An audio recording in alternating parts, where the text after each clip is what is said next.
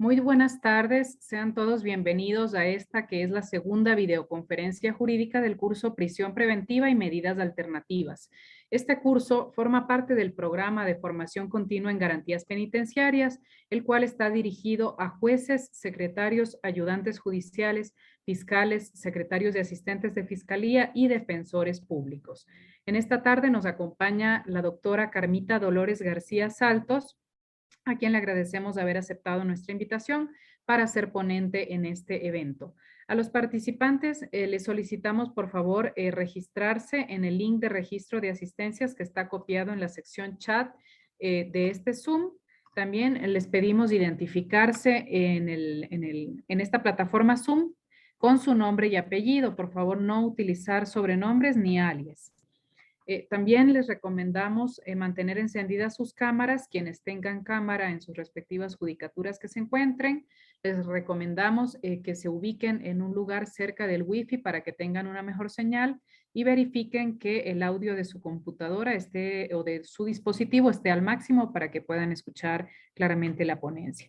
Si desean realizar preguntas técnicas, preguntas académicas, pueden plantearlas por escrito en la sección chat del Zoom. No se permiten consulta de casos puntuales o particulares, sino únicamente preguntas técnicas en relación a la ponencia que se va a realizar.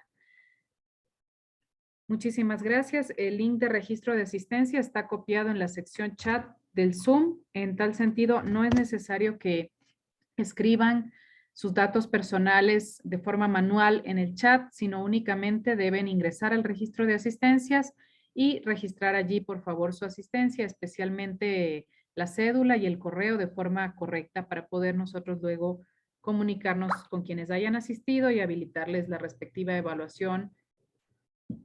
Muchísimas gracias.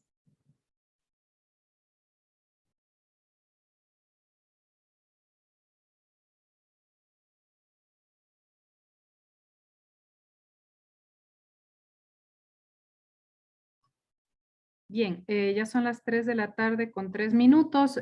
Vamos a presentar a la doctora Carmita Dolores García Saltos. La doctora es abogada por la Universidad Laica Vicente Rocafuerte de Guayaquil, mención Puerto Viejo. Es doctora en jurisprudencia por la Universidad Técnica Particular de Loja. Cuenta con un diploma superior en Derecho Constitucional, también en Derechos Fundamentales por la Universidad de Guayaquil. Es especialista en ciencias penales y criminológicas y también especialista en procedimientos constitucionales por la Universidad de Guayaquil. Magíster en ciencias penales y criminológicas y también magíster en derechos fundamentales y justicia constitucional por la Universidad de Guayaquil. Es magíster en educación y desarrollo social por la Universidad Tecnológica Equinoccial de Quito y cursante de PhD en la Universidad de Córdoba, España. También es docente de la Facultad de Ciencias Administrativas y Económicas de la Facultad de Derecho de la Universidad Técnica de Manabí. Ha sido autora del libro Peculado, Incidencia y Repercusión en el Estado Ecuatoriano, así como autora de varios artículos científicos. Fue secretaria de Juzgado Cuarto de lo Penal en Puerto Viejo, jueza séptima del Tribunal de Garantías Penales de Guayas y actualmente es jueza provincial de la Sala Penal y Tránsito de la Corte Provincial de Manabí.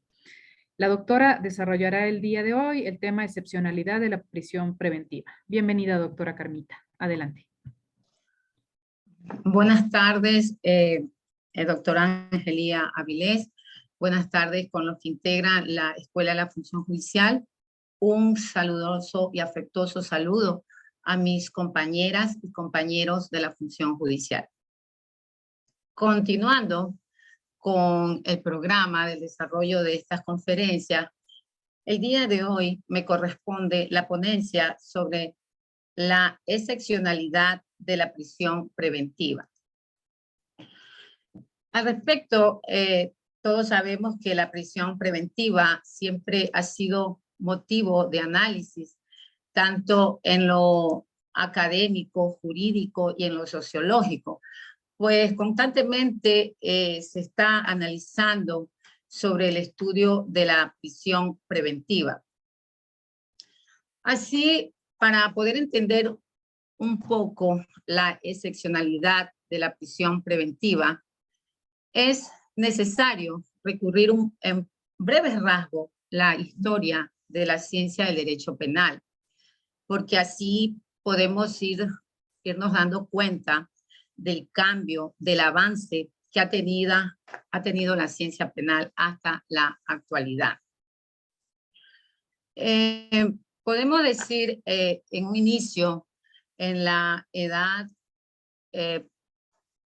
primitiva, en la edad antigua, existía la venganza privada. Es decir, todas las personas que se consideraban víctimas eran ellos quienes mismos establecían la sanción a aquellas personas que le habían hecho algo ilícito o ilegal. Entonces era una venganza privada que se veía en aquella época, en donde prevaleció mucho el tabú. El tabú, como ustedes recuerdan, es un objeto, una cosa que se la consideraba como sagrada. Y cualquier persona que tocaba o cogía ese tabú se consideraba que caía en desgracia.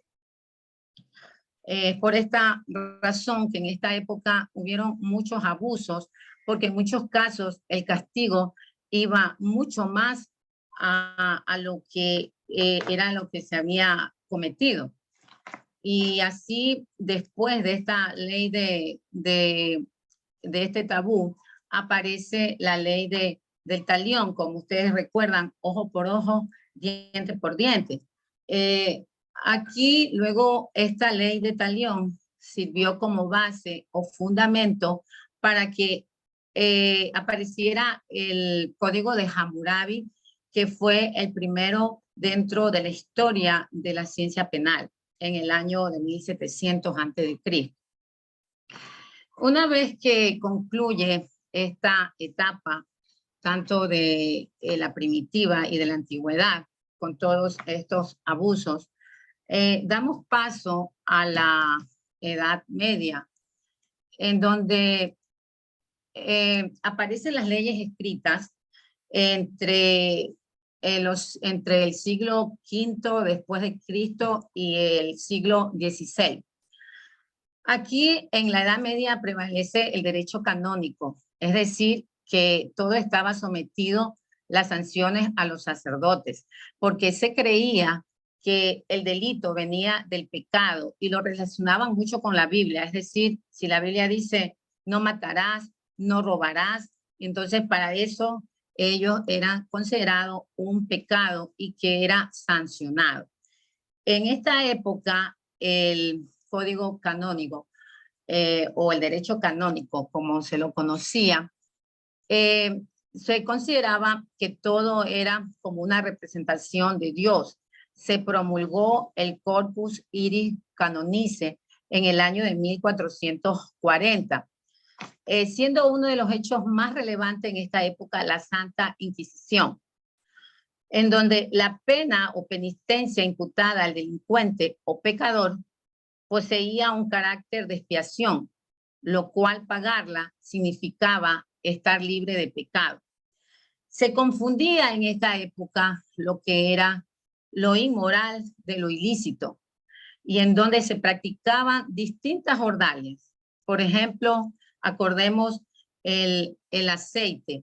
Las personas en esa época que cometían delitos eran arrojadas al fuego. Si la persona salía ilesa, se consideraba que Dios le había perdonado el pecado. Y si no salía ilesa, la persona era culpable. Esas eran las formas de juzgamientos en esa época. También existía que a las personas se le ataban de los pies y de las manos y las arrojaban al mar. Si flotaban, eran inocentes, y si estas personas se sumergían en el agua o se hundían, eran culpables. En esta época no existía la presunción de inocencia, solamente existía la presunción de culpabilidad. Concluye esta Edad Media cuando aparecen las 7 partidas de inspiración románica y canónica. Aquí se establece, por medio del Corpus Juris Civiles, se establece que la pena tiene doble función. Una retributiva, es decir, que debía recibir lo merecido una persona por lo que había hecho, y otra que era intimidatoria, servía para ejemplo de los demás. En la Edad Moderna, esta se destaca por la aparición del Código de la Carolina, que fue promulgado en Alemania, en donde empezó a verse un cambio en el derecho penal. Pero el símbolo de esta etapa lo constituye la obra de César Beccaria, que fue publicada El delito y las penas. Fue contrario César Beccaria a la pena de muerte que hasta en aquellos momentos se daban. Asimismo, fue contrario a las torturas y a los procedimientos de inquisición. Se exigieron mayores respeto a los derechos del hombre en los juicios criminales. De esta manera, el derecho penal pasó de la teología, de la filosofía, y empezó a acercarse a la ciencia. Concluye este periodo con la Revolución Francesa, donde se proclama la confraternidad, la libertad y la igualdad, aboliéndose de esta forma la tortura en 1788 por el edicto Luis XVI. Y luego tenemos que se hace la Declaración de los Derechos Humanos, que es un hecho muy trascendental dentro de la historia de las ciencias penales. Se continúa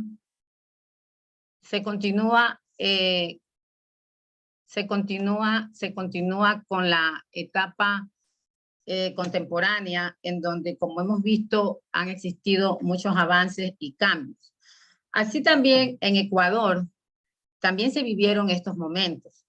Antiguamente, nuestros indígenas también fueron motivos de torturas, de maltratos, de muerte.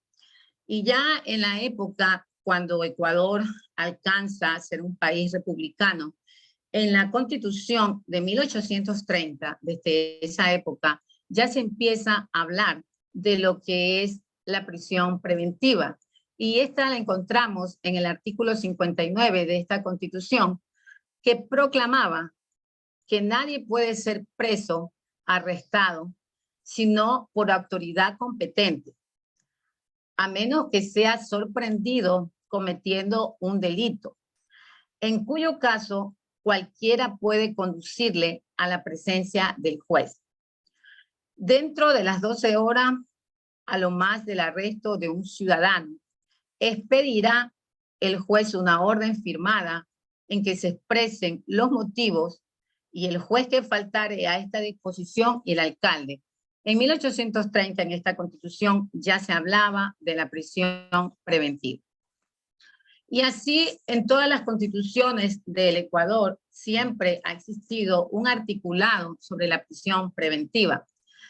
En lo más destacado lo vamos a encontrar también en la Constitución de 1998, en donde por primera vez ya se empieza a establecer un tiempo para la caducidad de la prisión preventiva. Esto porque antiguamente los juicios, los procesos eran muy demorados, hasta 5 años inclusive llegaban a la prescripción. Así, en 1998 ya se establece un límite a la prisión preventiva y en el año 2000 ya se empieza a hablar de la oralidad en el proceso penal. Sin embargo, a pesar de que en la Constitución se estableció un tiempo de la caducidad de la prisión preventiva, se creó una figura denominada la detención en firme, que ustedes deben de recordar. Esta fue declarada inconstitucional toda vez que mediante esta medida de la detención en firme, cuando a una persona se le dictaba auto de llamamiento a juicio, se ordenaba la detención en firme y significaba que ya el tiempo para la caducidad de la prisión preventiva no corría, lo que también vino a ser y constituirse en un abuso. Luego ya desaparece la detención en firme y surge nuestra nueva constitución actual, la constitución del 2008, en donde se dice claramente en el artículo 77 se define lo que es la prisión preventiva. Sin embargo, este artículo tuvo una reforma con la consulta popular del año 2011. Antes de la reforma, el artículo decía que los juzgadores podían dictar excepcionalmente la prisión preventiva. Ya con la reforma, el artículo 77, numeral primero de la Constitución de la República, establece claramente que la privación de la libertad no será la regla general y se aplicará para garantizar la comparecencia del imputado o acusado al proceso, a garantizar el derecho de la víctima del delito a una justicia pronta, oportuna y sin dilaciones, y para asegurar el cumplimiento de la pena.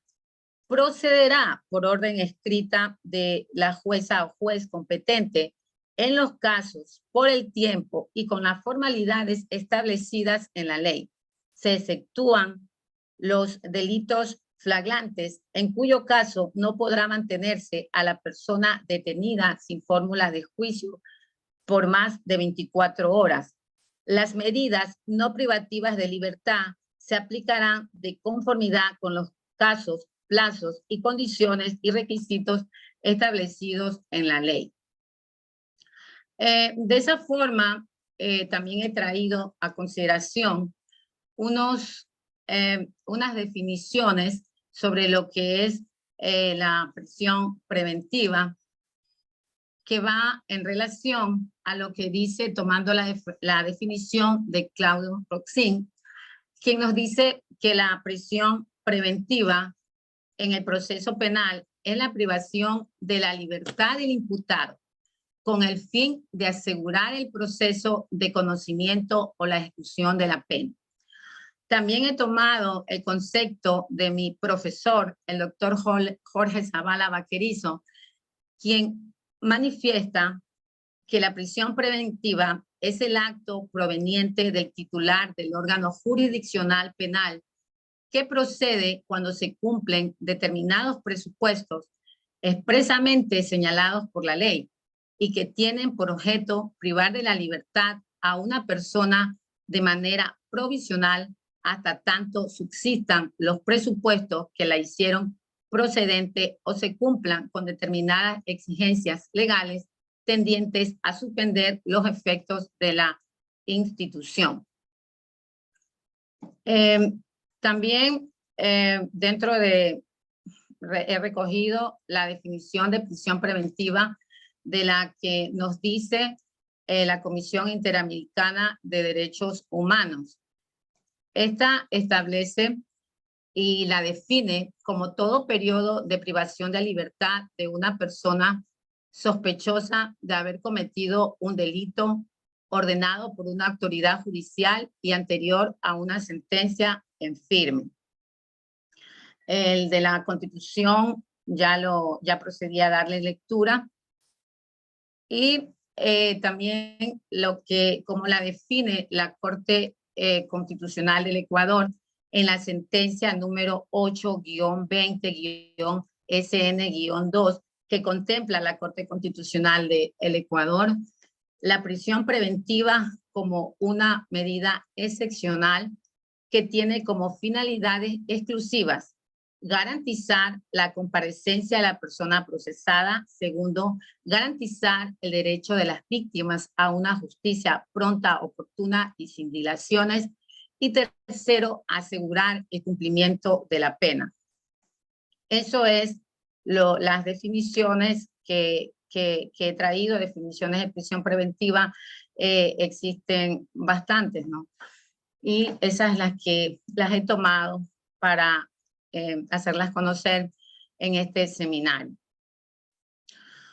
Ahora vamos a hablar de las características de la prisión preventiva.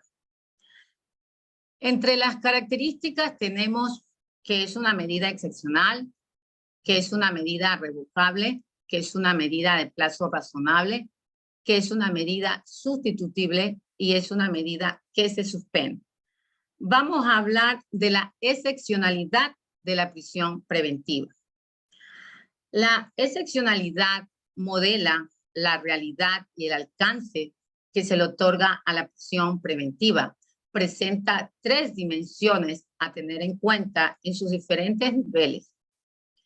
Por un lado, la prisión preventiva constituye la base nuclear de la preeminencia de la libertad del ciudadano sobre su privación de manera provisional o preventiva en las formas antes atendidas y es consecuencia del generalizado principio favor libertatis, que aplicado a esta cuestión supone el reconocimiento de su fijación exclusivamente en los casos más extremos reconocidos como tales por la propia ley.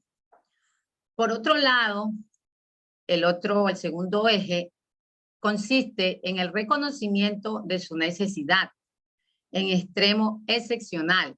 Y en el tercer lugar, aquí se entrecruzan con algunos denominados principios de subsidiariedad. Supone su exclusiva aplicación cuando no existan otras medidas menos gravosas para el derecho a la libertad, a través de las cuales pueda alcanzarse los mismos fines que con la prisión provisional. La prisión preventiva, según normas del derecho nacional e internacional, se debe utilizar como excepción por ser una medida extrema. En este sentido, por regla general, el procesado debe permanecer en libertad mientras dure la tramitación del proceso. Dentro del Estado constitucional de derechos y justicia, la prisión preventiva no debe ser utilizada como un mecanismo indiscriminado, sino que su aplicación debe ser siempre limitada conforme lo establece la Constitución y la ley. En este sentido, no se aplicará la prisión preventiva siempre y cuando no sea viable una medida cautelar menos grave, como puede imponerse el uso del dispositivo electrónico, la prohibición de salida del país, la obligación de presentarse periódicamente ante una autoridad, el arresto domiciliario, como así lo establece el artículo 522 del Código Orgánico Integral Penal. Por el mismo carácter de excepcional del encarcelamiento preventivo, emerge claramente de la combinación entre el derecho a la libertad ambulatoria del que goza todo habitante del país y la prohibición de aplicar una pena que cercene ese derecho antes de que, con fundamento en un proceso regular previo, se dicte una sentencia en firme que imponga esa pena. Eso define Mair. De esta forma, podemos decir que la excepcionalidad de la prisión preventiva frente a la libertad se constituye, por lo tanto, una garantía para el ciudadano y un principio que deben aplicar en los estados actuales que vigilen por el respeto a los derechos humanos. Es una medida revocable. Como se observa, la medida cautelar de la prisión preventiva permite la detención del procesado durante la sustanciación del proceso que es seguido en su contra, sin que exista sentencia condenatoria y ejecutoriada en la que se haya declarado su culpabilidad. Esta prisión preventiva en nuestro ordenamiento del COID establece que para dictársela tiene que reunir los requisitos que contempla el artículo 534. En esta virtud es necesario precisar que la prisión preventiva debe durar mientras subsistan los presupuestos o exigencias que la ley contempla. Por lo tanto, si tales presupuestos dejan de existir, es imprescindible de que el juez que conozca la causa revoque la misma, más aún si está en juego la libertad, que es una garantía constitucional fundamental del procesado. En esta parte es importante traer recordando una consulta que hizo una jueza ante la Corte Constitucional en los casos en el que se decía que la prisión preventiva no podía sustituirse en los delitos que tenían una pena superior a los 5 años. Esto se debe a que estas personas tenían un juicio con una pena superior a los 5 años con prisión preventiva, pero dentro del proceso empiezan a desvanecerse estos presupuestos con la que se ordenó la prisión preventiva.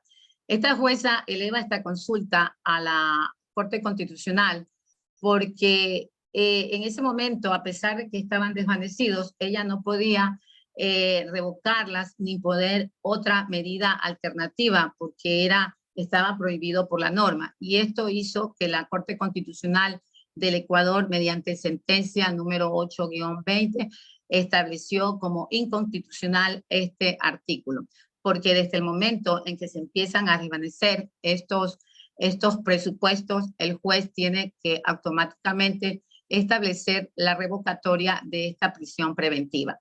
Así, conforme al artículo 535 del Código Orgánico Integral Penal, la prisión preventiva procede su revocatoria cuando se han desvanecido los indicios o elementos de convicción que la motivaron, cuando la persona procesada haya sido sobreseída o ratificada su estado de inocencia, cuando se produce la caducidad de la misma, esta no se la puede volver a dictar, por declaratoria de nulidad que afecte dicha medida. Otra característica de la prisión preventiva es que es una medida de plazo razonable. El principio constitucional de inocencia establece que toda persona es inocente hasta que mediante sentencia ejecutoriada se lo declare culpable. Sin embargo, esta garantía constitucional no ha impedido en forma absoluta que el Estado, durante la tramitación del proceso, quebrante la garantía fundamental de la libertad a través del uso de la medida procesal de la prisión preventiva.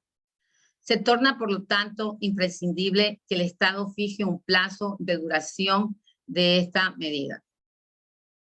Así, en el artículo 541 del Código Orgánico Integral Penal, al referirse a la caducidad, dice que la prisión preventiva no podrá exceder de 6 meses en los delitos sancionados con una pena privativa de libertad de hasta 5 años y 1 año en los delitos sancionados con una pena privativa de libertad mayor a 5 años.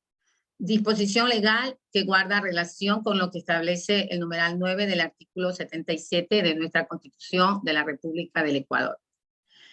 Con respecto a esta característica, si bien es cierto, la ley fija un tiempo de duración de esta medida extrema, no obstante se vuelve criticable el plazo irracional, entre 6 y 2 meses, que la ley fija como tiempo de caducidad de la prisión preventiva, como que si no existieran otras medidas alternativas para imponerlas y como que si fuera irracional que la persona considerada inocente se encuentre privada de su libertad.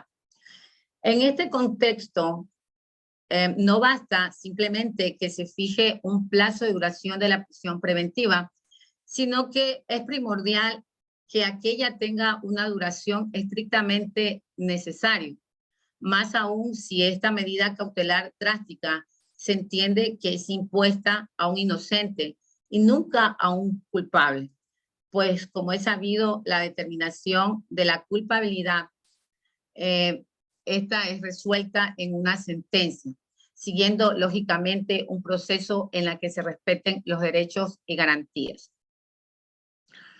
La prisión preventiva es una medida sustituible. El artículo 537 del Código Orgánico Integral Penal establece que la prisión preventiva podrá ser sustituida por el arresto domiciliario y el uso del dispositivo de vigilancia en los siguientes casos. Cuando la procesada es una mujer embarazada y se encuentra hasta en los 90 días posteriores al parto. En los casos de que la hija o hijo nazca con enfermedades que requieren cuidados especiales de la madre, podrá extenderse hasta un máximo de 90 días. Cuando la persona procesada es mayor de 65 años. Cuando la persona procesada presente una enfermedad incurable en etapa terminal, una discapacidad severa o una enfermedad catastrófica de alta complejidad, rara o huérfana, que no le permita valerse por sí misma, que se justifique mediante la presentación de un certificado médico otorgado por la entidad pública correspondiente. Cuando el procesado sea miembro activo de la Policía Nacional y de Seguridad Penitenciaria y el hecho investigado tenga relación con una circunstancia suscitado en el cumplimiento de su deber legal.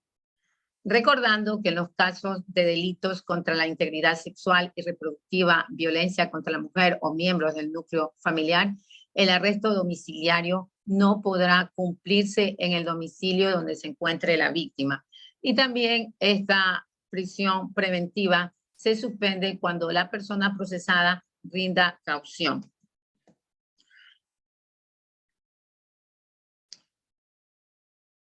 Ahora vamos a analizar la prisión preventiva desde la perspectiva constitucional. Siempre ha sido una situación también de comentario si la prisión preventiva afecta a la presunción de inocencia. Así decimos que la medida cautelar de prisión preventiva es la más gravosa desde el momento que incide sobre un ciudadano al que simplemente se le presume su culpabilidad como oposición a su presunción de inocencia sin que todavía haya sido declarado responsable de un delito por sentencia ejecutoriada o en firme. Legitimar dicha posibilidad jurídica de detener e ingresar en prisión a una persona sin haber sido declarada culpable presenta serios inconvenientes argumentales. En todas las constituciones democráticas, la libertad individual es un derecho fundamental. Así se plantea en la ecuatoriana que el ciudadano es reconocido y amparado y que no puede ni debe ser anulado en cuanto a su libertad, únicamente en casos excepcionales y especialmente justificados, específicamente que se encuentren contenidos en la ley. Cuesta mucho pensar que la privación de libertad sin fallo condenatorio sea acorde con los principios garantizadores del Estado democrático de derecho. Sin embargo, la realidad de la sociedad actual dice lo contrario. No es difícil entender que de no existir la prisión preventiva, muchos de los responsables de las comisiones delictivas, sobre todo habituales del crimen, y aquellos que hubiesen cometido infracciones graves, tendrían la posibilidad de huir, lo que significaría en definitiva evadirse de la administración de justicia, lo que a su vez ocasionaría una desconfianza social en esta. El derecho a la libertad es absoluto y solo por la vía excepcional se permite dictársela. El juzgador, para emitir la resolución, debe observar los principios de libertad, presunción de inocencia, independencia judicial, proporcionalidad, última ratio, motivación y temporalidad, ponderando los derechos de la víctima y los peligros procesales que ponen en riesgo la medida. La prisión preventiva no puede ser considerada como una pena anticipada. No puede ser utilizada asignándoles fines propios de la pena, pues esta se da de manera excepcional cuando se atiende a criterios como la alarma social. El tratadista Asensio Mellado destaca que cuando se trata de la prisión provisional, por consistir la misma en una privación de libertad a un sujeto inocente, amparado por la presunción de inocencia, la asignación de un fin no cautelar ha de generar dudas de inconstitucionalidad derivadas de la conversión de la medida en un instrumento inadecuado a las restricciones de libertad constitucionalmente autorizadas. Dicho principio tiene una especial relevancia en los estados democráticos, en cuanto a su núcleo esencial, especialmente garantista, se basa en la estima inicial de que todo ciudadano, y más concretamente incluso el investigado, es inocente en un proceso penal hasta que no se dicte una sentencia condenatoria en firme. Así tenemos que la Declaración Universal de los Derechos Humanos, en el artículo 11, proclama que toda persona acusada de un delito tiene derecho a que se presuma su inocencia mientras no se pruebe su culpabilidad, conforme a la ley y en juicio público en el que se hayan asegurado todas las garantías necesarias para su defensa. El artículo 14, numeral 2 del Pacto Internacional de Derechos Civiles y Políticos en el año de 1976 establece que toda persona acusada de un delito tiene derecho a que se presuma su inocencia mientras no se pruebe su culpabilidad conforme a la ley. Nuestra Constitución de la República del Ecuador también recoge este principio en el artículo 76, numeral 2, en el que indica: se presumirá la inocencia de toda persona y será tratada como tal mientras no se declare su responsabilidad mediante sentencia firme o sentencia ejecutoriada. Y así también el Convenio Europeo de Derechos Humanos en el año 1950, en el artículo 6.2, manifiesta que toda persona acusada de una infracción se presume inocente hasta que su culpabilidad haya sido legalmente establecida. La Convención Americana sobre Derechos Humanos, en el artículo 8.2, señala que toda persona inculpada del delito tiene derecho a que se presuma su inocencia mientras no se establezca legalmente su culpabilidad. De acuerdo con estas perspectivas, las medidas cautelares en el proceso penal y en el particular la prisión preventiva no pueden ser impuestas ni con finalidad retributiva ni como un castigo prematuro, dado que el afectado sigue gozando de la consideración de inocente, en tanto en cuanto no se ha producido una declaración definitiva de culpabilidad en el sentido de responsabilidad jurídico-penal con efecto de cosa juzgada.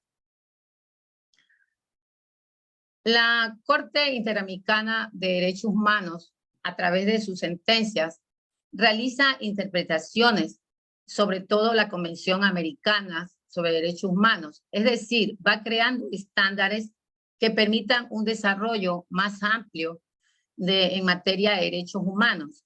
Por ello, el artículo 7 de la Convención tiene dos tipos de regulaciones bien diferenciadas entre sí, una general y otra específica.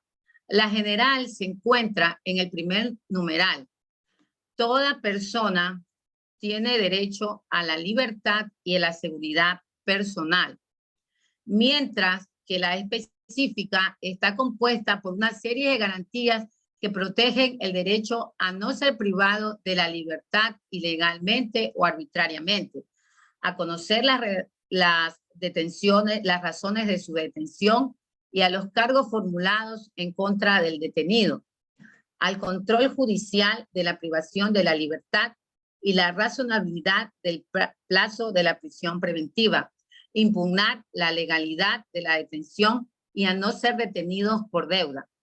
Para la Corte, la sospecha tiene que estar fundada en hechos específicos, esto es, no en meras conjeturas o intuiciones abstractas. De allí se deduce que el Estado no debe detener para luego investigar. Por el contrario, solo está autorizado a privar de la libertad a una persona cuando alcance el conocimiento suficiente para poderla llevar a juicio. Otra perspectiva que se garantiza dentro de lo constitucional es la igualdad de armas.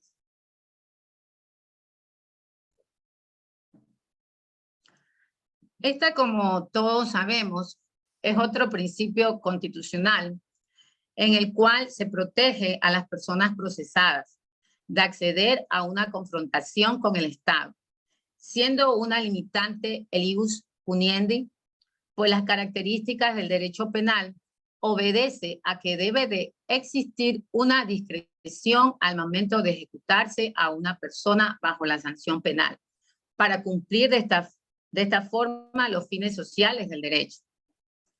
La característica principal de la igualdad de armas constituye una relación jurídica en la que tanto la Fiscalía General del Estado, a cargo de la acusación, como la defensa, puedan utilizar la libertad probatoria que corresponda al caso y a su vez se respeten los mismos términos a ambas partes para proteger el derecho de contradicción, de tal suerte que si a manera de ejemplo, si la Fiscalía tiene la oportunidad de ejercer la persecución penal de un individuo, asimismo el procesado puede acceder a su defensa. Este principio busca la proporcionalidad entre la defensa y el ente acusador. También se debe garantizar el debido proceso. Otro de los principios a tener en cuenta corresponde al debido proceso, pues dentro de su estructura que se observare frente a lo que corresponde a la prisión preventiva, deben respetarse todos los principios mencionados, de tal suerte que como funcionarios judiciales se deben respetar el principio de justicia y evitar malos juicios, condenando sin justificación metódica científica o absolviendo sin razón dogmática. Siendo a veces por estas razones que los jueces en forma equivocada somos a veces juzgados por las personas, porque a veces se da una medida de esta apresurada y después tiene que revocarse. Entonces las personas siempre tienen a equivocar sus pensamientos y desconocen los motivos en que se ha fundamentado o basado un juzgador. Por eso tiene que analizarse bien al momento de dictar esta medida. El debido proceso puede definirse de manera simple, como el respeto de un procedimiento que cumpla con los estándares de protección de su finalidad, que es el de buscar la verdad, para lo cual es indispensable citar al filósofo Hegel, quien manifiesta que para crearse dialéctica deben respetarse los procesos lógicos, pues el proceso penal es un proceso lógico y constructivo. Así las cosas deben respetarse. Una tesis formulada por el ente acusador debe respetarse una antítesis formulada por la defensa y finalmente, derivado de los dos argumentos, llegar a una síntesis que es el dictamen que establece el juez.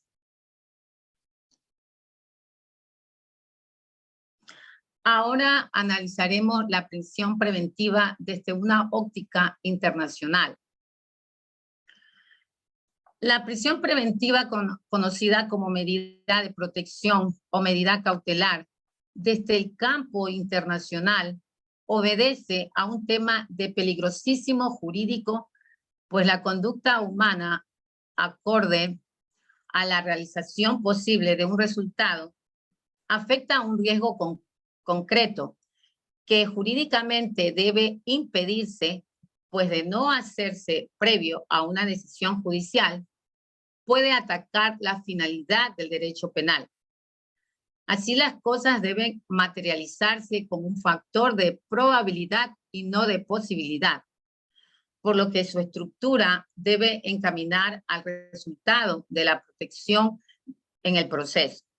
por lo que debe ser metódico el estudio y debe profundizarse en la evitabilidad de la transgresión de garantías constitucionales, pero que cumpliéndose con el método objetivo de imposición se aplique.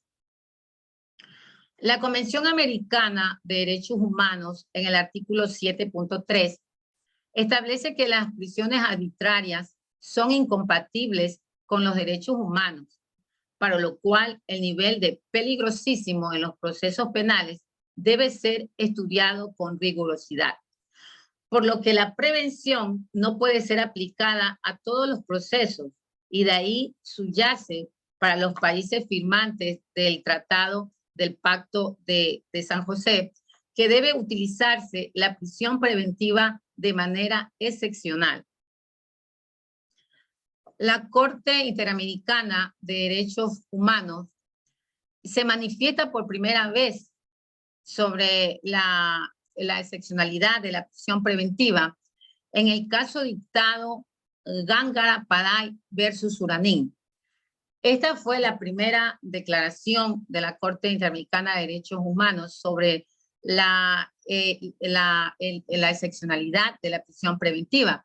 Pues recordemos que en este caso, un holandés viajó a Surinam y fue detenido en el aeropuerto. Lo ven en presencia de la esposa y del hermano. Esta persona es detenida por militares. El hermano ve que se lo llevan hacia un cuarto, un lugar cerrado. Y al día siguiente el hermano pregunta que dónde está su hermano que había sido detenido.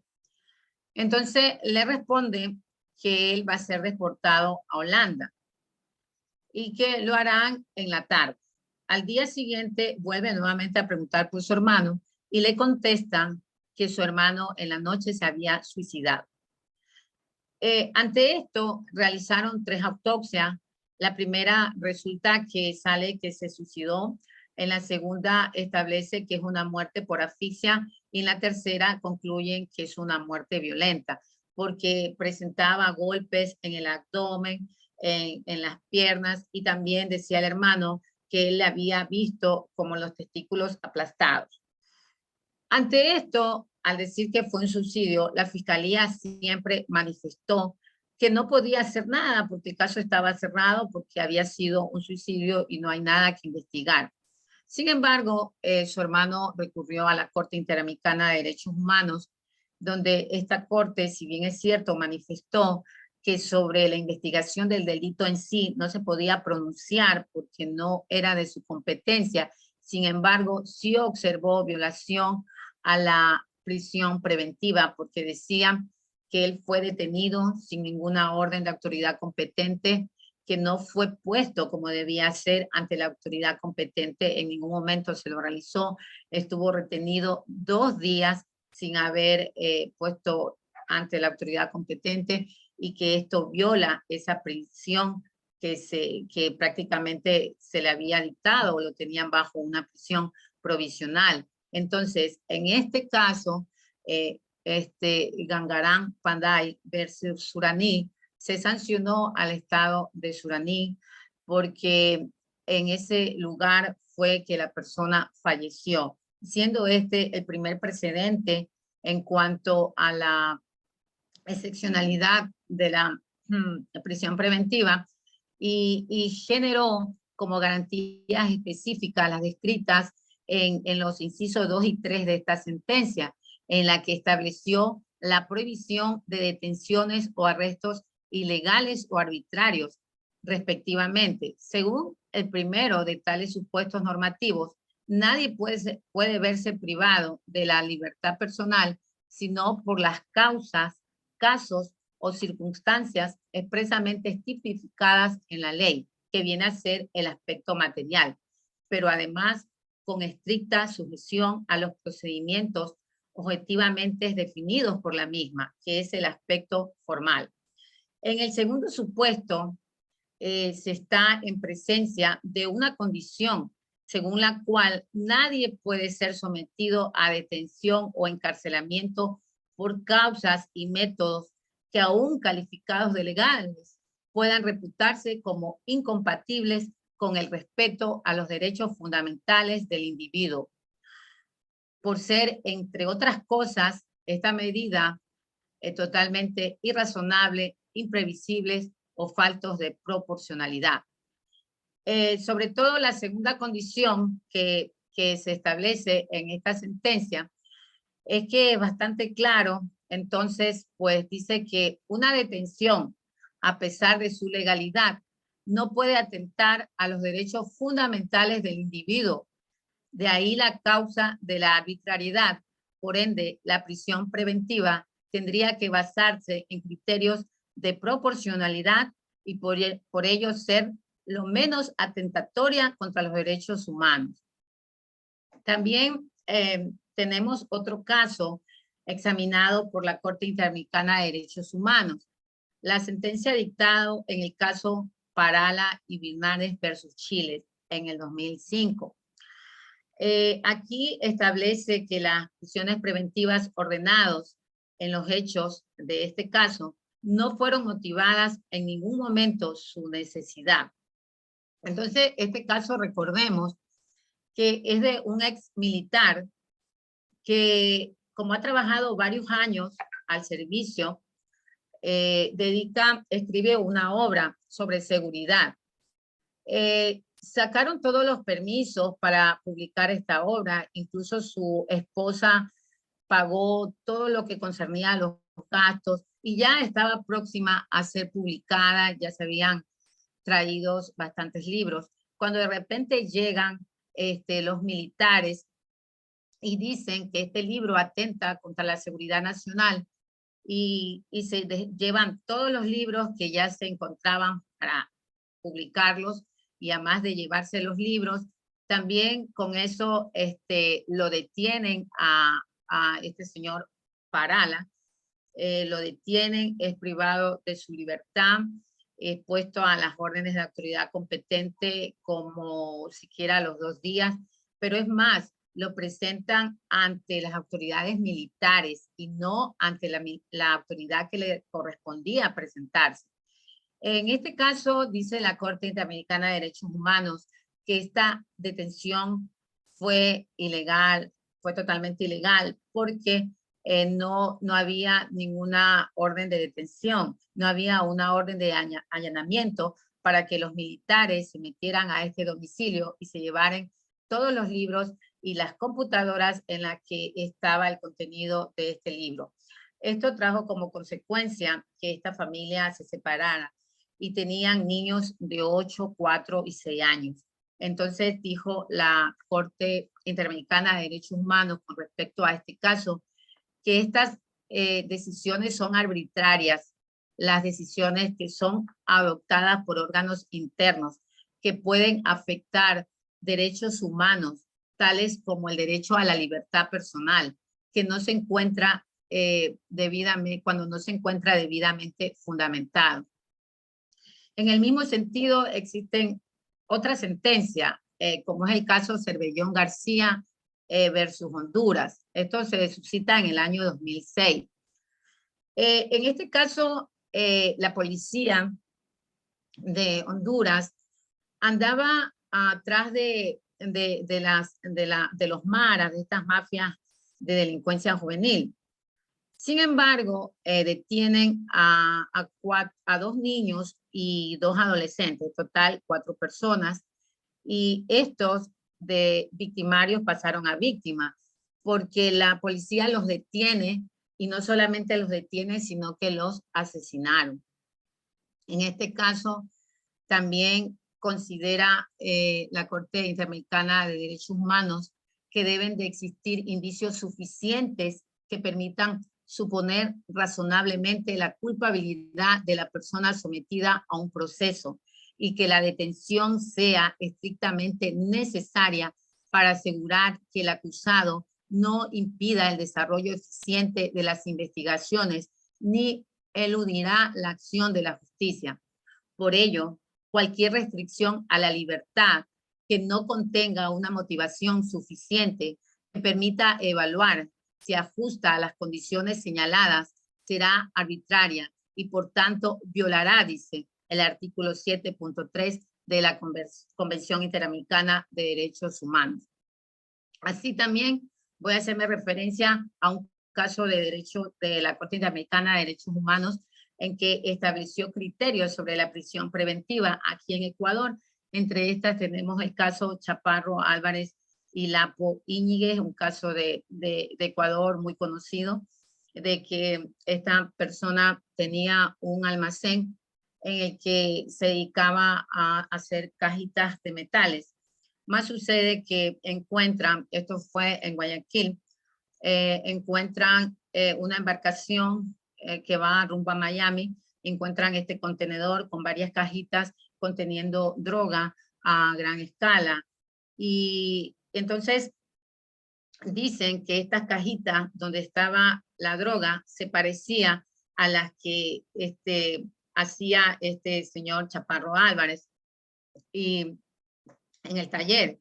Entonces, solamente por tener un parecido, a este señor se lo procesa, es detenido, pasa también como dos días que no se lo pone ante la autoridad competente. Sin embargo, el proceso continúa. Él logra desvanecer estos indicios por las que se ordenó la prisión preventiva. Sin embargo, a pesar de que ya estaban desvanecidos, que se pudo demostrar que él tenía una actividad lícita que se dedicaba a hacer este tipo de cajoncitos o de metal, no se le revocó la prisión preventiva, sino hasta que concluyera el proceso. Entonces, también tenemos otros casos de Ecuador, como son Susana Rosero versus Ecuador, Tibis versus Ecuador, que también lo conocemos, que son casos, por ejemplo, de droga a gran escala, y por eso establece la Corte Interamericana de Derechos Humanos que deben de existir elementos para formular cargos o llevar a juicio. Deben existir indicios suficientes que permitan suponer razonablemente que un hecho ilícito ocurrió y que la persona sometida al proceso pudo haber participado en el mismo. Que la finalidad sea compatible con la convención, a saber, procurar que la persona acusada no impedirá el desarrollo del procedimiento ni eludirá la acción de la justicia, y que las medidas sean idóneas, necesarias y estrictamente proporcionales respecto de tal fin. Que las decisiones que se imponen contengan una motivación suficiente que permita evaluar si se ajusta a las condiciones señaladas. Esto es la prisión preventiva desde una óptica internacional. Ahora vamos a analizar la prisión preventiva ya en nuestro país. La prisión preventiva en el Ecuador tiene dos presupuestos. Desde una perspectiva constitucional y desde una perspectiva legal. En cuanto a la perspectiva constitucional, bajo la óptica constitucional presidida por el respeto a los tratados internacionales, se parte que de acorde a las diferentes convenciones acogidas por el Ecuador, entre estas el Pacto Internacional de Derechos Civiles y Políticos en el artículo 9, numeral 3, establece que se prohíbe la pena preventiva como una generalidad y se advierte que debe de ser excepcional. Las razones por las cuales se define que debe ser excepcional corresponde a que bajo la dogmática penal se debe perseguir las garantías constitucionales, las cuales son por metodologías jurídicas. La primera a tenerse en cuenta debe de ser la protección de los derechos y para el marco normativo, para lo cual se debe velar por una mínima intervención del derecho penal, el principio de proporcionalidad y el principio de necesidad.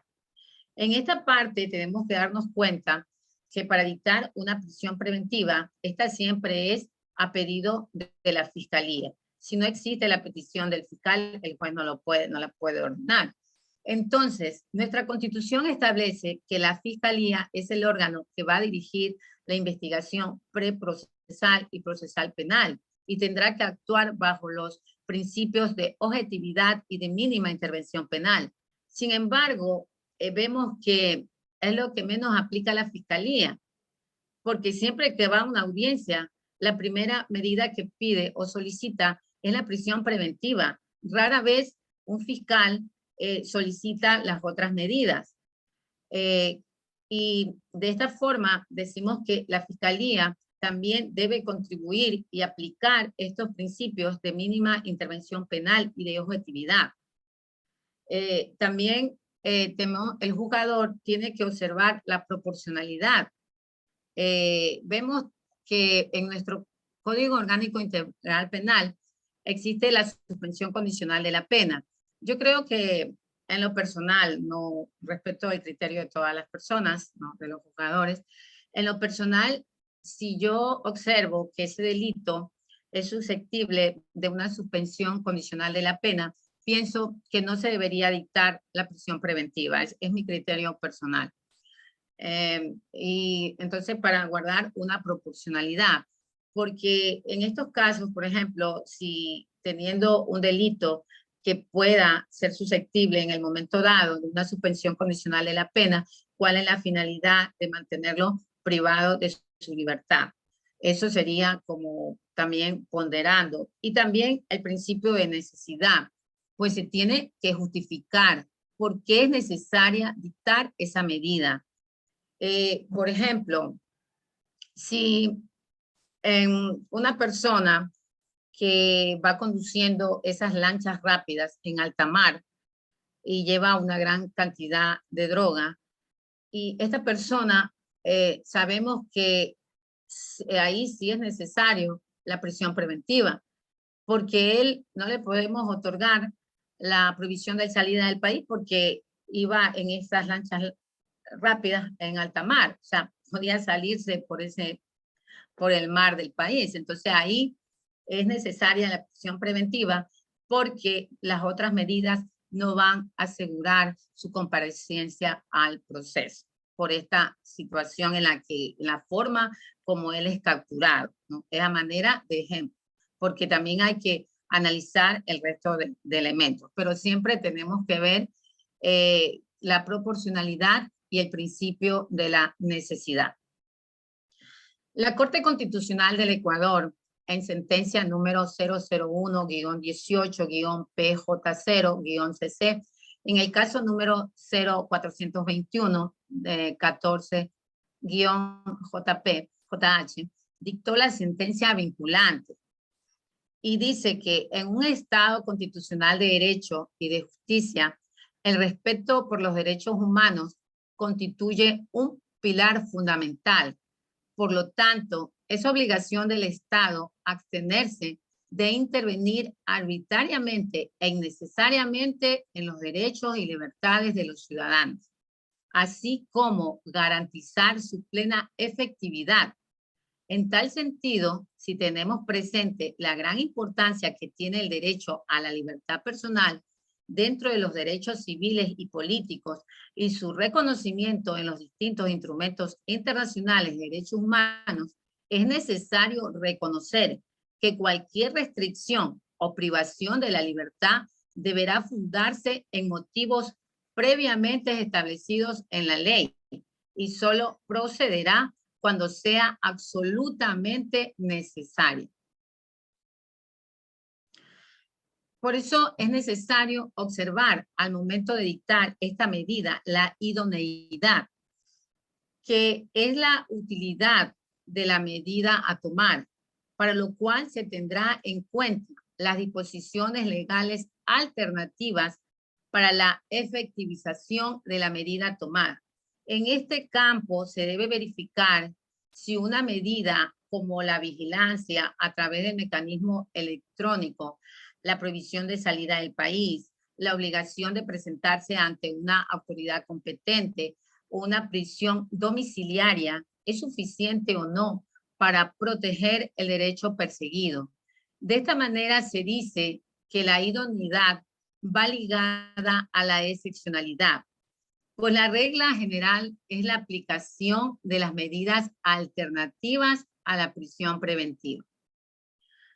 La necesidad corresponde al análisis en que se dispone de si la medida de la prisión preventiva es la única a tener en cuenta, para la cual debe disponerse de que exista una necesidad real de su aplicabilidad.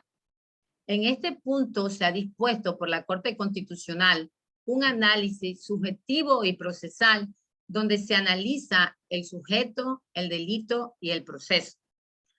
La eficacia corresponde a que la medida realmente cumpla con el efecto que se persigue, para lo cual se debe observar si dentro del abanico de las medidas y restricciones realmente se logra lo perseguido.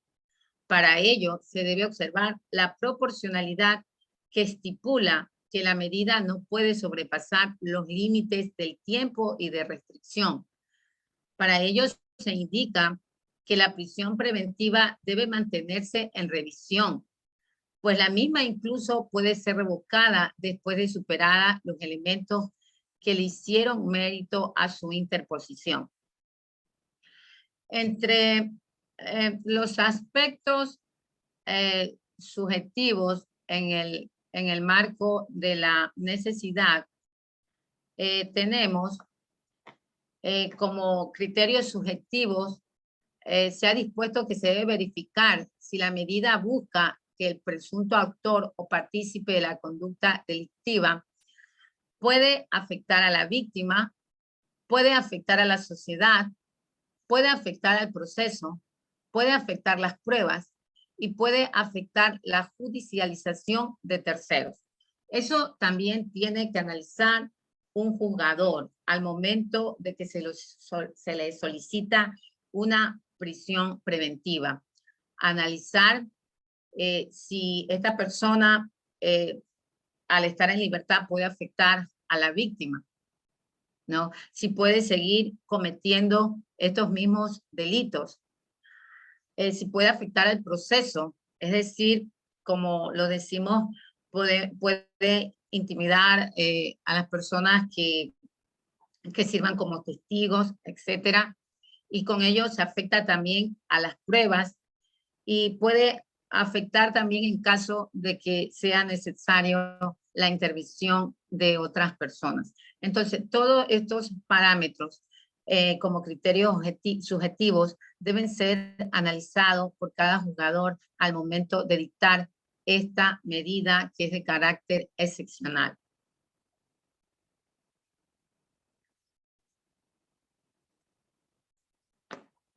También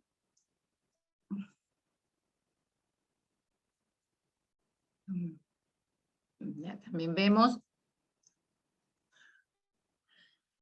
que se debe de exigir cuanto menos la presencia del autor del hecho delictivo, realizada no solo como última consecuencia para que pueda imponérsele la pena, sino también para asegurar de manera real todas las garantías sociales e individuales por las que se conduce el proceso en un Estado constitucional de derechos y justicia social, democrático, como así lo define nuestra Constitución de la República en su artículo 1, que establece que el Ecuador es un Estado constitucional de derecho y justicia social.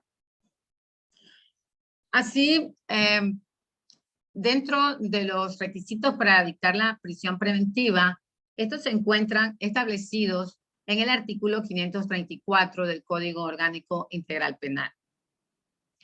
Pues la finalidad es garantizar la comparecencia de la persona procesada al proceso y al cumplimiento de la pena.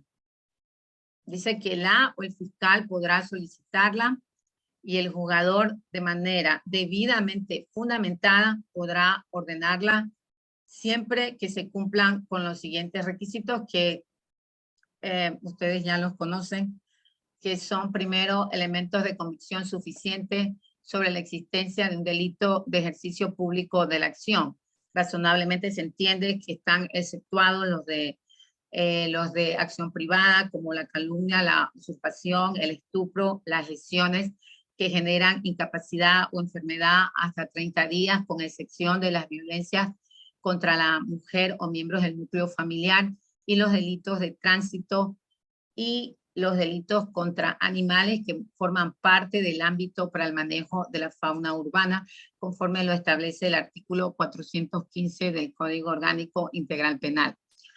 Por ejemplo, a manera de ejemplo de elementos de convicción suficientes sobre la existencia de un delito de ejercicio público, podemos encontrarnos ante un caso de un homicidio culposo.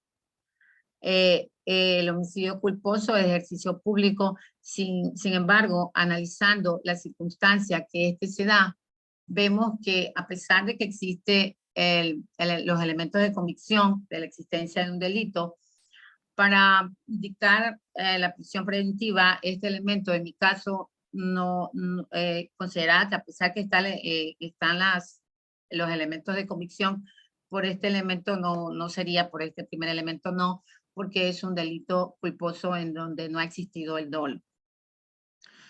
Entre los segundos requisitos tenemos los elementos de convicción. Estos tienen que ser claros, precisos y justificados de que el procesado es autor o cómplice de la infracción. En todo caso, dice, la sola existencia de indicios de responsabilidad no constituyen razón suficiente para ordenar la prisión preventiva.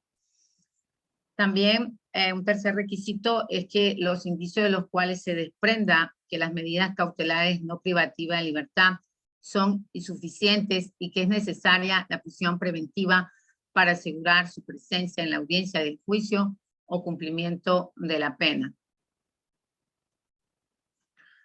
Para este efecto, la o el fiscal tendrá que demostrar que las medidas cautelares personales diferentes a la prisión preventiva no son suficientes. Esto le corresponde motivar al fiscal porque la solicita.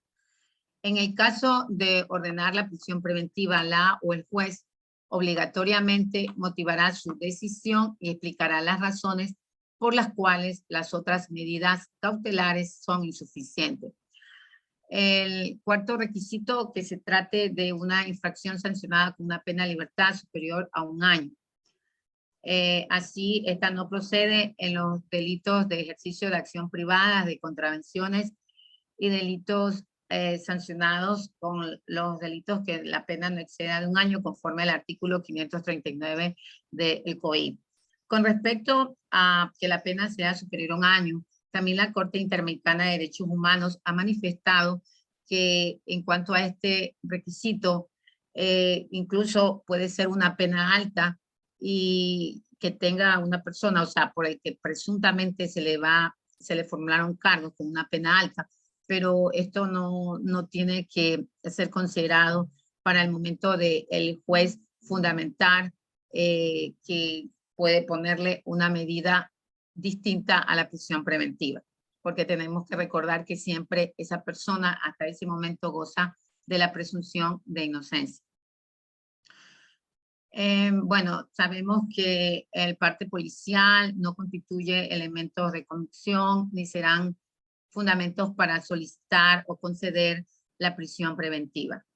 De ser el caso, el juzgador para resolver la prisión preventiva tendrá en consideración si el procesado incumplió una medida alternativa a la prisión preventiva otorgada con anterioridad en cualquier otra causa. Tenemos que entender que la aplicación de la prisión preventiva, ya sea en el momento de dictarla, de revocarla, de sustituirla, de suspenderla o de la revisión misma, esta será adoptada siempre por el juzgador en audiencia oral pública y contradictoria, y su resolución debe estar debidamente motivada conforme así lo establece el artículo 540 del Código Orgánico Integral Penal. La privación de libertad debe estar fundada en derecho, ser motivada, proporcional, necesaria y con elementos de convicción suficientes que permitan llegar a la alta probabilidad de la comisión del delito atribuido como autor o partícipe. En esto tenemos que establecer el autor es aquel que comete una infracción por su propia cuenta, ¿no? Con voluntad y conciencia, pero en ciertos delitos existen otros partícipes que hay que establecerlos en ese momento que se va a fundamentar una prisión preventiva. Si esta persona actuó como autor o partícipe, o también que en muchos casos estos partícipes son considerados como coautor. Todo esto tiene que ser analizado por el juzgador al momento de dictar esta medida excepcional. Los peligros procesales no tendrán que ser evaluados en un contexto de estigmatización, pues en la evaluación de la prisión preventiva no tendría por qué influir la condición económica, el estatus social, sino la conducta desplegada antes y durante el proceso a partir de la presunta conducta punible.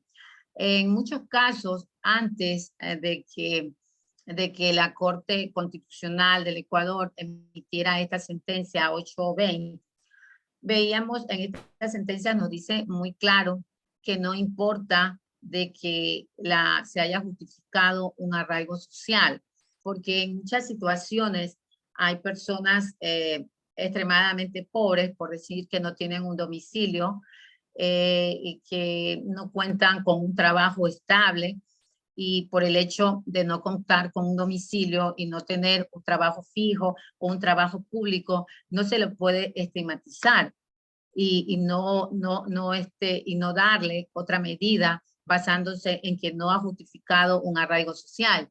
Si fuera así, existiera una desigualdad, porque en cambio una persona que sí tiene recursos económicos o es rica como nosotros los tratamos, esa persona sí va a tener siempre un arraigo social.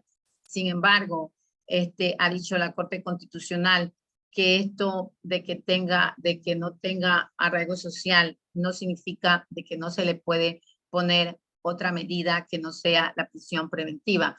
Por eso nosotros, los juzgadores, tenemos que analizar el peligro procesal, el peligro de fuga u obstaculización de los elementos de prueba.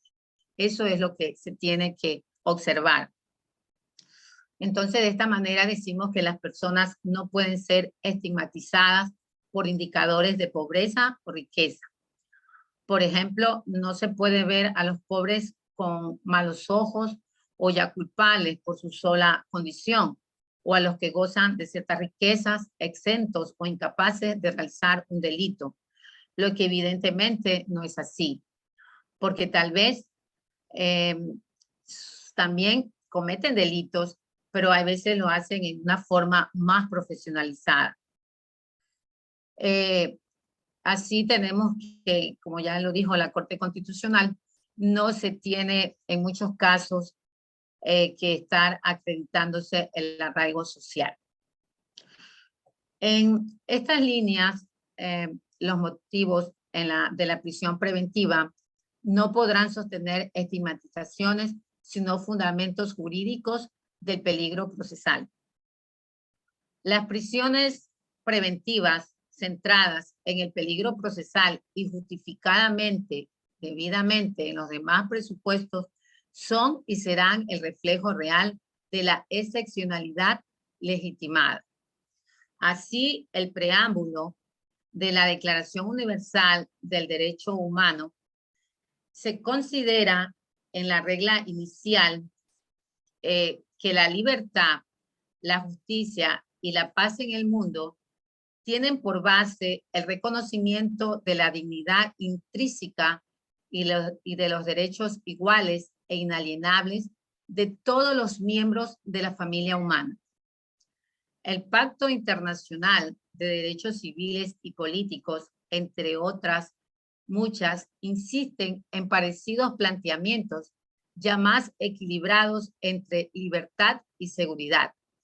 Así, el artículo 9, en su numeral 1 de este pacto, reitera la proclamación al derecho a la libertad y a la seguridad personal, con el importante añadido de que nadie podrá ser sometido a detención o prisión arbitraria ni ser privado de su libertad, salvo por las causas fijadas por la ley y con arreglo al procedimiento establecido en esta.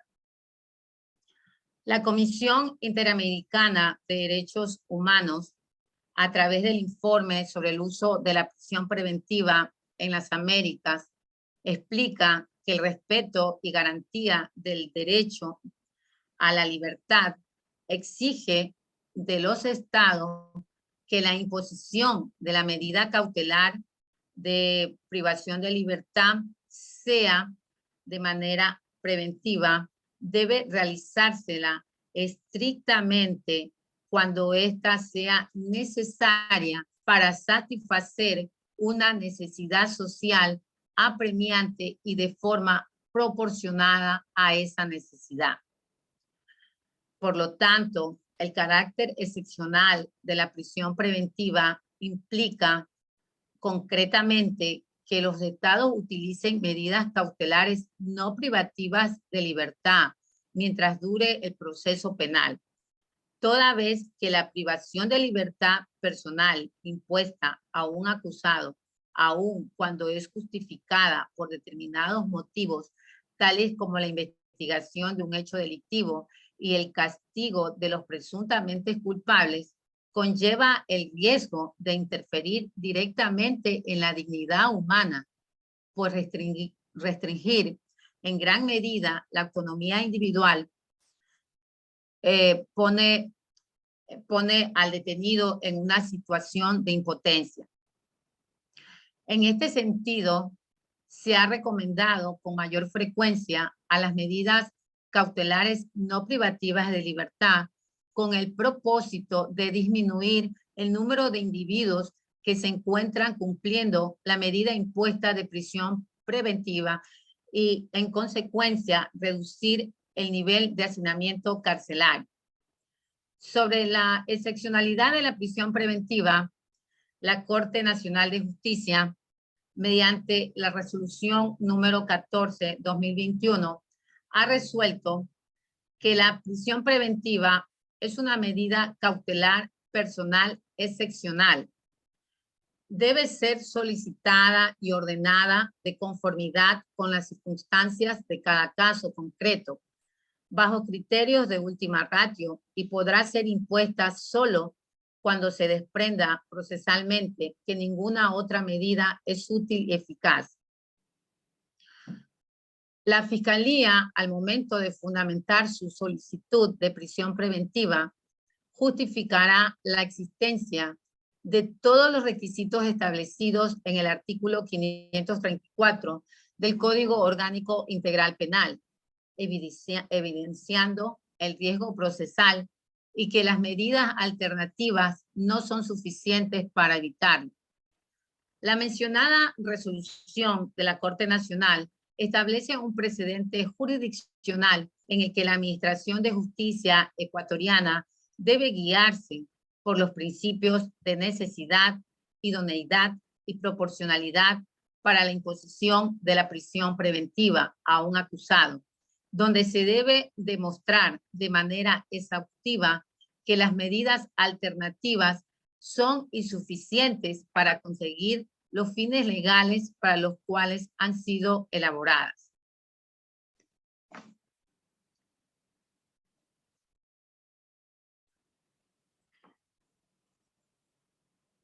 Como conclusiones, ya para ir concluyendo el tema, dentro de este análisis que hemos realizado, establezco que existe un uso excesivo de la prisión preventiva y la poca cultura de utilizar las demás medidas cautelares, empleando la prisión preventiva, lo que desestabiliza la institución judicial. La búsqueda de un control social utilizando la prisión preventiva para darle una tranquilidad a la sociedad desnaturaliza por completo la prisión preventiva como medida cautelar personal. Incluso se puede afirmar un anticipo de sentencia condenatoria, porque la sociedad, cuando escucha que alguien fue internado a prisión, ya piensa que es culpable. Y cuando sale en libertad, después de un debido proceso, la sociedad deslegitima la intervención de la función judicial y de la fiscalía. Lastimosamente, nuestra sociedad aún tiene esa cultura de que piensa que porque la persona recupera la libertad, ya terminó el proceso. No, al contrario, se lo hace con la finalidad de garantizar también derechos a esta persona privada de libertad, pero los procesos continúan. Muchas víctimas dicen, yo no denuncio porque al día siguiente ya sale en libertad, pero no es así. También hay que culturalizar a nuestra sociedad de que un proceso se puede seguir en libertad de esa persona procesada y el proceso, como vemos, concluye, llega a su fin. Eso sí, evitando violaciones a la dignidad humana. Ante esta situación, aunque constitucionalmente la prisión preventiva es considerada como medida excepcional, se infringe el principio de la presunción de inocencia al ser solicitada y ordenada de manera desproporcionada, mostrándose la carencia de aplicabilidad de las medidas cautelares no privativas de libertad. Hoy en día todavía vemos que la prisión preventiva no alcanza su carácter de excepcionalidad como lo establecen los instrumentos internacionales.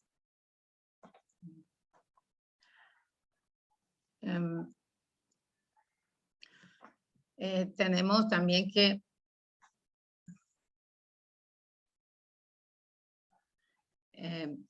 establecer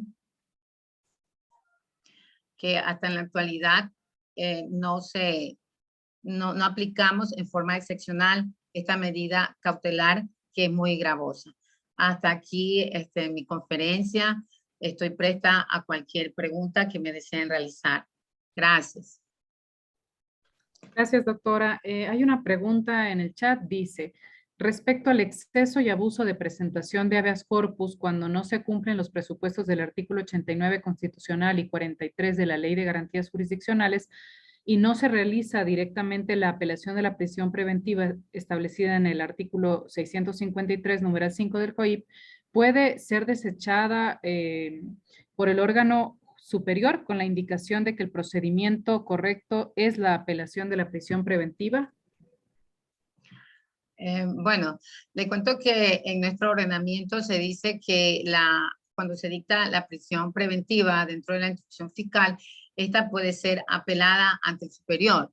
En muchos casos, yo he observado que las personas a veces se le pasa el tiempo para apelar y no lo hacen y presenta directamente un habeas corpus. Yo personalmente tuve una vez que lo negué en base a esto, que tenía que haber seguido el procedimiento de la apelación y que no lo había hecho. Sin embargo, apelan ante la Corte Nacional y la Corte Nacional manifiesta, yo lo negué y la Corte Nacional la revocó diciendo que no, que puede solicitarse el habeas corpus en cualquier momento. Entonces, en forma personal me pasó eso, entonces doy la respuesta. Gracias, doctora. La siguiente pregunta dice, si en la etapa de instrucción fiscal se rindió caución con la finalidad de sustituir la prisión preventiva, ¿es correcto que el juez, al dictar el llamamiento a juicio, imponga medidas cautelares no privativas de libertad como la prohibición de salida del país o las presentaciones periódicas?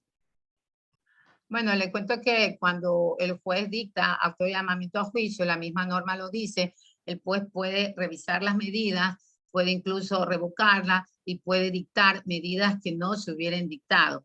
La prohibición de los bienes, eso está dispuesto dentro de la audiencia evaluatoria y preparatoria de juicio, que el juez tiene que imponer estas medidas cuando dicta un llamamiento a juicio. Entonces queda a facultad del juez disponer la medida que él considere que debe de ser más acertada en este caso. Gracias. Hay una pregunta que dice, ¿se puede ampliar la prisión preventiva? A ver, dice, por favor, ¿puede ampliar la prisión preventiva, la conmoción social y el fundamento legal? No se entiende, creo, la pregunta. Bueno, yo No sé si más o la menos la doctora... entiendo, ¿no? Yo la entiendo así, no sé si sea correcto. Decimos que en sí todos los delitos causan alarma social, todos los delitos afectan a nuestra sociedad. Lamentablemente, como dije al inicio, el delito también forma parte de esta sociedad y siempre desde sus orígenes siempre va a estar presente lastimosamente el delito. Conforme va avanzando la sociedad también se va incrementando, van apareciendo nuevos tipos de conductas penales y de hecho afectan, todos causan alarma social. Sin embargo, hay unos que otros que causan mayor conmoción y por eso esta situación, o sea, tenemos que diferenciar lo que es una conmoción social con una alarma social, porque todo robo, por muy simple, sí afecta a la sociedad, conmociona. Entonces tenemos que ver eso, el grado de conmoción que trasciende dentro de una sociedad, pero no necesariamente por esto se debe de dictar una prisión preventiva. Se tiene, como se analicé, tiene que verse la necesidad de dictar esa medida, la proporcionalidad y la utilidad, ver si esa medida va a ser útil para ese fin que se persigue. Por ejemplo, en un caso de droga, siempre se acostumbra que se detiene al conductor del vehículo con un cargamento de droga. Le dictamos prisión a este chofer que en su testimonio dice que él fue contratado, que él no sabía lo que existía. Bueno, eso se verificará después dentro de la audiencia de juzgamiento en la prueba. Sin embargo, va a ser necesaria esa medida. Con esa medida vamos a evitar de que la persona que está atrás, el narcotraficante, siga traficando droga, transportando droga. Entonces tenemos que analizar todos esos parámetros, porque el hecho de tener a esta persona no significa que este delito no va a seguir continuándose, porque el principal no está privado de libertad, entonces el delito continuará.